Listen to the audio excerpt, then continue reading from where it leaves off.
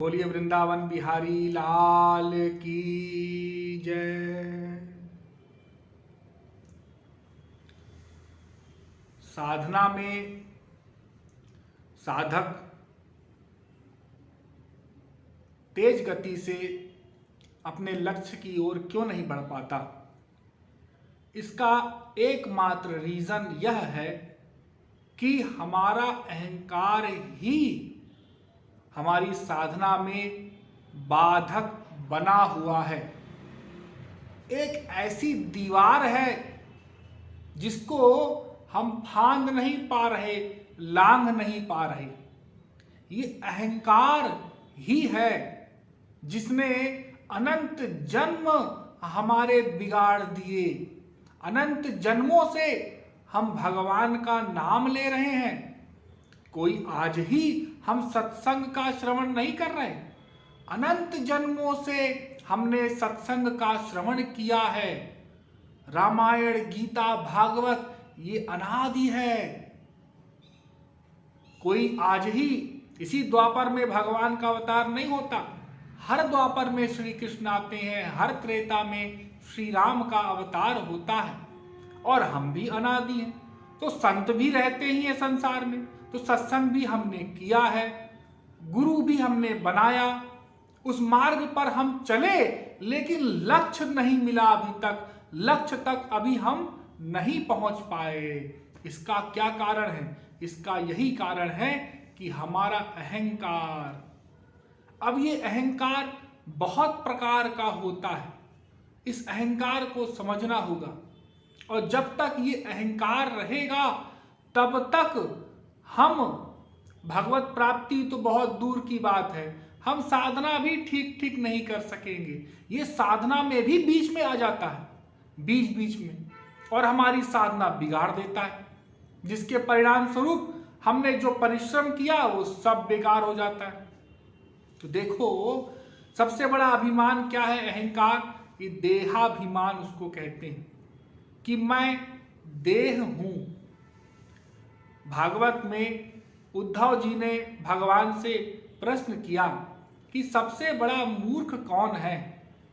तो भगवान ने उत्तर दिया कि मूर्खो देहा देहम बुद्धि, अर्थात वह सबसे बड़ा मूर्ख है जो अपने आप को देह मानता है, शरीर मानता है, और शरीर मान करके भगवान के पास जाता है, गुरु के पास जाता है। अपने आप को जो देह मानता है, एक बीमारी लग गई शरीर मानना, तो उससे आगे कितनी बीमारियां पैदा हो जाएंगी मैं भी बताता हूं। अपने आप को शरीर माना, हाँ, अब ये शरीर के जो नातेदार हैं, माँ है, बाप है, बहन है, भाई है, पत्नी है, पति है, फिर आगे बढ़ता जाएगा। ये मित्र हैं, ये रिश्तेदार हैं, इनको अपना मानने लग जाता है वो जीव। ये मेरे हैं, क्योंकि मैं तो शरीर हूं। मैं उमेश हूं, रमेश हूं, पंकज हूं, उमा हूं, रमा हूं, मेरा नाम ये है, ये मेरा पति है, ये मेरी पत्नी है, ये मेरे बच्चे हैं, ये मेरे माँ बाप हैं, ये मेरा मकान है, ये मेरी दुकान है, ये मेरी जमीन है ये मेरा देश है, ये मेरी जाति है। ये अभिमान बढ़ता ही जाता है। जाति का अभिमान, कुल का अभिमान, हर चीज का अभिमान। मैं अमुक हूं, मैं अमुक हूं। तो ये अभिमान इतना सारा चढ़ा लेता है, वो लद जाता है जीव के ऊपर कि उससे वो बाहर ही नहीं देख पाता, जैसे कोई मकड़ी का जाला लग गया हो। तो इस अभिमान की जड़ क्या? ये देहाभिमान। ध्यान देना, ध्यान से समझना।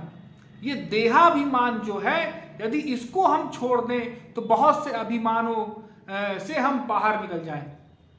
अपने आप को जो जीव मान लेगा कि मैं जीव हूं, मैं आत्मा हूं, मैं शरीर नहीं हूं, तो वो क्या करेगा?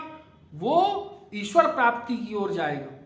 मैं जीव हूं, मेरे भगवान हैं, मेरा ये, मैं शरीर तो हूं नहीं, तो ये मेरा है नहीं, ये तो शरीर को चलाने के लिए है बस संसार। ये शरीर तो एक दिन छूट जाएगा। मैं जीवात्मा हूं, भगवान का अंश हूं, ईश्वर अंश जीव अविनाशी। भगवान कहते हैं ना गीता में, ममैवांशो जीव लोके जीव भूतः सनातना। तो वो अपने आप को भगवान का अंश मानेगा और भगवान का पुत्र मानेगा, भगवान का दास मानेगा और भगवान की गुरु की सेवा करेगा। तो ये अभिमान कभी आने ही नहीं पाएगा, तो वो ठीक ठीक अपने लक्ष्य की ओर बढ़ेगा। तो ये प्रथम है। और अभिमान के बहुत सारे स्वरूप होते हैं, मैं संक्षेप में बताऊंगा ताकि साधकों को इसमें सहायता मिल सके। जो प्रश्न मेरे पास आया है उसका भी निराकरण हो सके और साधकों को इसमें जो साधना करते हैं उनको लाभ मिल सके। देखो, साधना अवस्था में भी अहंकार आ जाता है। हम जब भगवान की सेवा करते हैं, गुरु की सेवा करते हैं, भजन करते हैं, उसका अभिमान और सर में चढ़ जाता है। तो ये अभिमान सबसे अधिक घातक होता है। ये अभिमान ऐसा होता है कि दिखाई नहीं पड़ता लेकिन होता है साधकों। ऊपर से तो साधक बहुत दैन्य दिखाई पड़ेगा, हाथ जोड़ करके विनम्र दिखाई पड़ेगा, वो भक्ति भी कर रहा है, आंसू भी बहा रहा है, ठीक ठीक भगवान की गुरु की सेवा करता है, आज्ञा पालन करता है, लेकिन अंदर अहंकार है कि मैं सबसे बड़ा सेवक हूं, मैं उस सेवक से अच्छा हूं, मैं उस सेवक से अच्छा हूं, उसके अंदर वो कमी है, उसके अंदर वो गड़बड़ी है। ये सूक्ष्म अहंकार जो बाहर से दृष्टिगोचर नहीं होता, बाहर से दिखाई नहीं पड़ता, वो साधक के हृदय में विद्यमान रहता है। वो कोई नहीं पकड़ सकता, वो गुरु ही देख सकते हैं। तो इस अहंकार से हमको बाहर निकलना होगा, क्योंकि अभी तो लक्ष्य बहुत दूर है। अभी तो त्रिगुण त्रिकर्म त्रिदोष पंचकोश पंचक्लेश यहां तक तो बात ही नहीं पहुंची। अभी तो हम काम क्रोध लोभ मोह में ही फंसे हुए हैं, इन्हीं को ही हम नहीं काट पा रहे। तो इस अहंकार को छोड़ करके बाहर निकलना हो। मैं आपको एक उदाहरण देता हूं। आप लोग कहेंगे ऐसा कैसे अहंकार हो सकता है भक्त को। देखो, द्वापर युग में एक बार भगवान की द्वारिका में 3 लोगों को बहुत अधिक अभिमान हो गया, अपने अपने सेवा का, अपने अपने रूप का। ये साधकों की बात कर रहा हूं मैं, और बड़े बड़े सिद्ध की बात कर रहा हूं। एक तो थी सत्यभामा।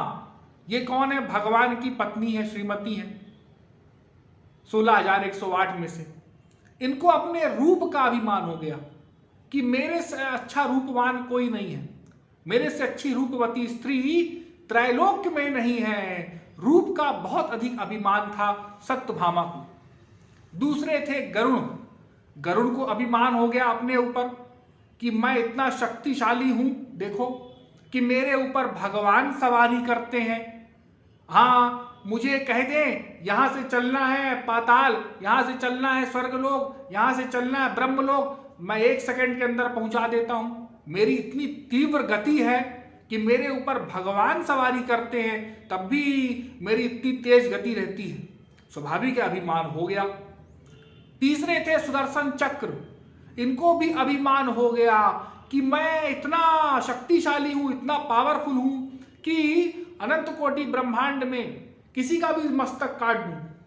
हाँ, मैं इतना पावरफुल हूं, इतना शक्तिशाली हूं, मेरे आगे कुछ नहीं, कोई शस्त्र मेरे आगे तेजहीन सारे शस्त्र हो जाते हैं। तो भगवान है, उनको तो भक्तों का सदैव ख्याल रहता है। तो अपने इतने ये जो परिकर हैं, पार्षद हैं, इनका अभिमान भगवान कैसे सहन कर सकते हैं? तो भगवान को इनका अभिमान तोड़ना था, तो भगवान ने एक लीला की। क्या लीला की? भगवान ने हनुमान जी के साथ लीला की। भगवान ने एक बार संदेश भेजने के लिए गरुड़ से कहा कि हे गरुड़, तुम चले जाओ, हनुमान जी अमुक अमुक स्थान पर हैं, और उनसे ये कह देना कि तुम्हारे प्रभु श्री राम ने बुलाया है। वो अपने प्रभु का नाम सुन करके तुरंत आ जाएंगे, मेरा नाम सुन करके ना आए। इसलिए हाँ, कोई भेद नहीं मानते थे हनुमान जी, लेकिन अनन्यता वाली बात है। तो भगवान ने भगवान श्री राम का नाम लेकर के और उनको हनुमान जी को लाने के लिए भेज दिया कि तुम जा करके शीघ्र हनुमान जी को ले आओ। गरुड़ जी गए और सागर के किनारे हनुमान जी लेटे हुए थे, बूढ़े थे, बूढ़ी अवस्था में। हनुमान जी के पास गए, हनुमान जी से निवेदन किया कि आपको प्रभु श्री राम ने याद किया है द्वारिका में। उन्होंने कहा प्रभु श्री राम ने, कैसी बात है? अच्छा, मेरे प्रभु यहीं पर हैं, ठीक है तुम चलो, मैं शीघ्र अति शीघ्र आता हूं। कौन भक्त नहीं चाहेगा भगवान के दर्शन करने के लिए, जब आगे से निमंत्रण आ रहा है, भगवान बुलावा भेज रहे हैं। तो गरुड़ जी ने देखा कि बहुत बूढ़े हैं, इनको तो आने में बहुत वर्ष लग जाएंगे, मेरे प्रभु कब तक इनकी प्रतीक्षा करते रहेंगे। तो उन्होंने कहा कि देखिए ऐसा है कि आप मेरे ऊपर बैठ जाइए और मैं आपको शीघ्र अतिशीघ्र ले चलता हूं, अभी पहुंचा देता हूं। तो उन्होंने कहा ठीक है। उन्होंने कहा कि नहीं नहीं तुम चले जाओ और मैं आ जाऊंगा, तुम परेशान मत हो, तुम वहां पहुंचो, तुम्हारे पहुंचने के तुरंत बाद मैं पहुंच जाऊंगा। गरुड़ जी ने देखा कि ये कैसे बात कर रहे हैं, इतना दूर है द्वारिका और ये यहाँ इतने दूर बैठे हुए हैं, इतने मीलों दूर, और ये कहते हैं मैं तुरंत पहुंच जाऊंगा। कैसी बात करते हैं, वृद्ध भी हैं, वानर हैं, इनको क्या शक्ति इनके पास है कि ये वहां पहुंच जाएंगे। फिर उन्होंने कहा कि देखिए ऐसा है कि आप वृद्ध हैं और मेरी बात मानिए, आप मेरे ऊपर सवार हो जाइए, मेरे ऊपर तो भगवान सवारी करते हैं, आप क्यों संकोच करते हैं, आप बैठिए, मैं आपको तुरंत ले चलता हूं। हनुमान जी को गुस्सा आ गया। हनुमान जी ने कहा ये बहुत बोल रहा है। हनुमान जी ने उसको पूंछ में पकड़ के बांधा और उसको समुद्र में फेंक दिया। गरुड़ को भगवान हनुमान जी ने फेंक दिया अपनी पूंछ से और स्वयं पहुंच गए, स्वयं चल दिए। जब द्वारिका पहुंचे हनुमान जी, तो द्वारिका की रक्षा करने के लिए सुदर्शन चक्र था वहां पर। सुदर्शन चक्र रक्षा करता था द्वारिका की चारों ओर से घूम घूम करके। उसने देखा एक कोई वानर चला रहा है बड़ी तीव्र गति से।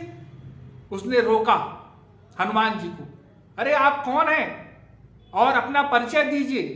उन्होंने कहा कि मैं हनुमान हूं, मुझे भगवान श्री राम ने बुलाया है। उन्होंने कहा यहां तो कोई श्री राम नहीं रहते, ये तो भगवान श्री कृष्ण की द्वारिका नगरी है, आपको गलत इंफॉर्मेशन मिली है, गलत सूचना मिली है। हनुमान जी कहा कि नहीं नहीं, तुम्हारे ही राज्य के गरुड़ पक्षी ने हमको आमंत्रण दिया है और उन्होंने हमसे कहा है, इसलिए मुझे जाने दो। लेकिन सुदर्शन चक्र मानता ही नहीं था। तो हनुमान जी ने उसको पकड़ करके अपना विराट स्वरूप बना लिया और उसको पकड़ करके मुख में रख लिया, जैसे लट्टू होता है ना, छोटे बच्चे रख लेते हैं, वो भगवान हनुमान जी ने कहा लट्टू जैसा घूम रहा है और उसको पकड़ के रख लिया। सुदर्शन चक्र का अभिमान चूर हो गया, जैसे गरुड़ पक्षी का हो गया था। अब हनुमान जी चले और हनुमान जी के आने की खबर सब द्वारपालों को लग गई। उन्होंने जाकर के ठाकुर जी को सूचना दे दी। ठाकुर जी ने कहा अरे ये तो हनुमान जी आ गए, सत्यभामा देखो ऐसा है। सत्यभामा बगल में बैठी थी कि हनुमान जी आ रहे हैं और तुमको तो पता है हनुमान जी का क्रोध, उन्होंने लंका जला दी थी। हाँ प्रभु आप बताइए। तो ऐसा है कि मैं तो ये मोर मुकुट निकाल करके और ये धनुष बाण ले लेता हूं और श्री राम बन जाता हूं, तुम सीता बन जाओ। सत्यभामा को तो था ही अभिमान कि हाँ मैं तो सीता से बढ़ के ही हूं, उससे कम नहीं हूं। तो वो भी सीता जैसे बन गई और वो ठाकुर जी को क्या करना था, मोर मुकुट निकाल दिया, वो तो धनुष बाण रख लिया, वो तो हो गए श्री राम, वो तो एक ही है, कोई दो नहीं है। अब हनुमान जी पहुंचे और उन्होंने भगवान को प्रणाम किया। भगवान को प्रणाम किया, भगवान ने थोड़ा सा उनसे हालचाल पूछा कैसे हो, उन्हें बताया मैं ठीक हूं। तो भगवान ने कहा ये तुम्हारे मुख में क्या है? बोले मुख में मैं क्या लिए हूं? बोले मैं ये बाहर आपके नगर में एक लट्टू घूम रहा था, लट्टू। अब जब हनुमान जी ने लट्टू कह करके बोला तो सुदर्शन चक्र पानी पानी हो गया। पहले से उसका अभिमान चूर चूर हो चुका था और पानी पानी हो गया। क्या रे आज तो हमारी बहुत बेइज्जती हुई, ये हमको लट्टू कहते हैं। बताओ मैं त्रैलोक में एक ही सुदर्शन चक्र हूं, मैं लट्टू हूं क्या? तो ले भगवान ने कहा इसको निकाल दो, छोड़ दो बेचारे को, इसकी गलती है। तो हनुमान जी ने उसको छोड़ दिया। वो बेचारा अपनी जान बचा करके भागा। भगवान ने कहा वो तुमको मैंने गरुड़ को लेने को भेजा था, अरे वो भी बहुत बकबक करता है, तो उसको तो मैंने पकड़ करके और समुद्र में फेंक दिया, आता होगा पीछे पीछे। अब सब वहां पर हंसने लग गए।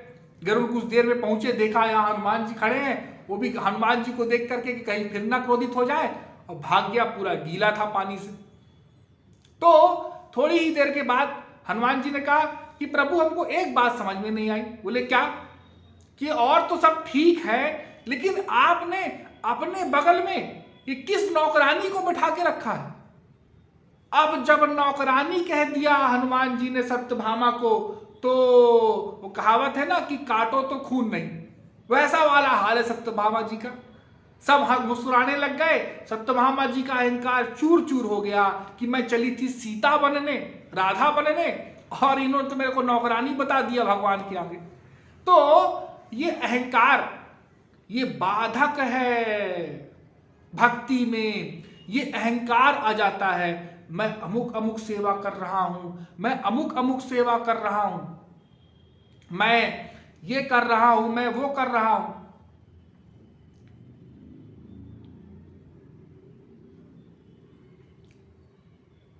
मैंने इतनी सेवा कर दी गुरु जी की, मैंने भगवान की इतनी सेवा कर दी, मैंने ये मंदिर बनवा दिया, मैंने ये मस्जिद बनवा दिया, मैंने ये गिरजाघर बनवा दिया, मैंने इतने बच्चों की सहायता कर दी।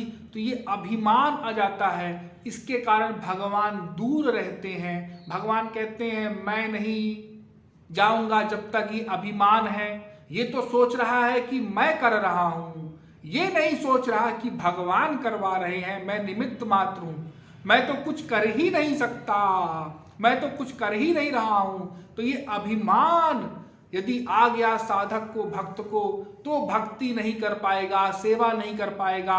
बस वो अभिमान में, मद में चूर रहेगा हमेशा कि मैं इतना पावरफुल हूं, मैं इतना शक्तिशाली हूं, मैंने ये कर दिया है, मैंने वो कर दिया है, मैंने गुरु जी को 56 व्यंजन करा दिया है, गुरु जी प्रसन्न हो गए हैं।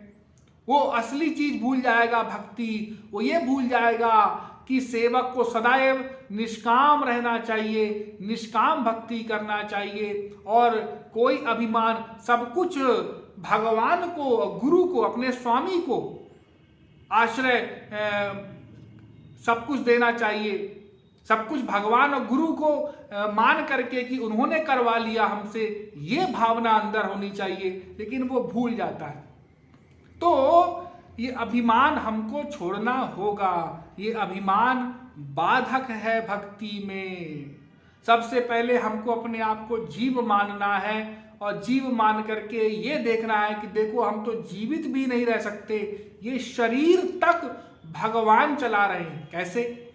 अरे इस शरीर को चलाने में कोई कहे, माँ कहे, बाप कहे कि मैंने खिला दिया, मैंने पिला दिया, यदि धरती में गेहूं उगता ही नहीं, यदि ये सूर्य होते ही नहीं, यदि वायु होती ही नहीं, यदि जल होता ही नहीं, ये तो कितना कुछ प्रकृति से हमें मिल रहा है, प्राप्त हो रहा है। ये शरीर तक भगवान ने हमको माँ के पेट में दिया, हम पैदा हुए तो माँ के स्तनों में दूध बना दिया, तब तो हम जीवित रहे, जिंदा रहे, वरना मर जाते। तो भगवान ही कर रहे हैं, बस निमित्त बना दिया है थोड़े बहुत कार्यों के लिए, उसमें भी हम अभिमान कर लेते हैं। तो इसको हमको छोड़ना होगा और दीनहीन बन करके दैन्य भाव से भक्ति करना है, साधना करना है, गुरु की शरणागति करते रहना है, प्रवचन सत्संग सदैव श्रवण करते रहना है, और अपनी भक्ति को, अपनी सेवा को छुपाना है, जितना अधिक से अधिक हो सके उसको छुपाना है। गोपनीयम गोपनीयम गोपनीयम प्रयत्नता, जितनी अधिक गोपनीय होगी भक्ति, ये साधना, उतना अधिक अच्छा रहेगा, उतनी अधिक भक्ति तीव्र गति से आगे बढ़ेगी। तो गोपनीय रखना है, किसी को आउट ना हो जाए। बाहर तो ऐसे ही एक्टिंग करना है कि मैं तो कुछ हूं ही नहीं, मैं तो कुछ करता ही नहीं, लेकिन अंदर से सदैव स्वामी के विषय में, स्वामी के सुख के लिए ही हमको चिंतन करना चाहिए। और कैसा भी हमारा अपमान हो जाए या मान हो जाए, इसमें प्रसन्नता या दुख हमको नहीं करना है, दुख का आचरण नहीं होना चाहिए।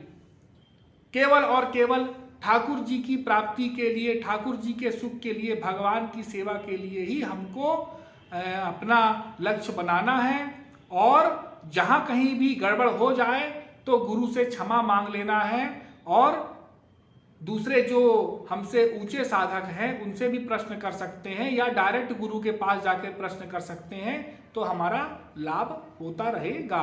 बोलिए वृंदावन बिहारी लाल की।